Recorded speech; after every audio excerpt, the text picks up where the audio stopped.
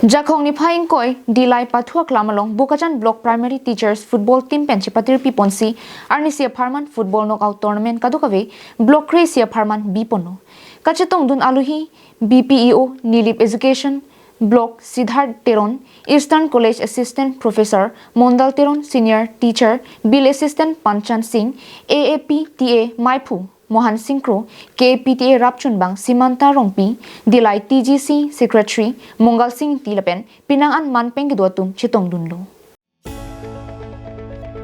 Kadukavi team plika chitong pon lage West Karbianglong, KPTA team Nili Block, Lumbajong Block Lapen, Bokajan Block Primary Teachers Football Timang Bongsing, Pathu Chipulu. Adap kang Pupon Mayalong, Aluhi retired teacher, Joy Singh Timong Chitong Dunsi, Pathu in Pupi Dunlo. Pathu bombang bompen ang dung kitialong kache phopon lake Bokajan Block Primary Teachers Football Team lapen West Karbianglong KPTA timang bongsi chipholo pupua team ta ke haija phan bor ipiglo seta West Karbianglong KPTA tum ke thek muchola jok hini isi a goal pen chepa hai pono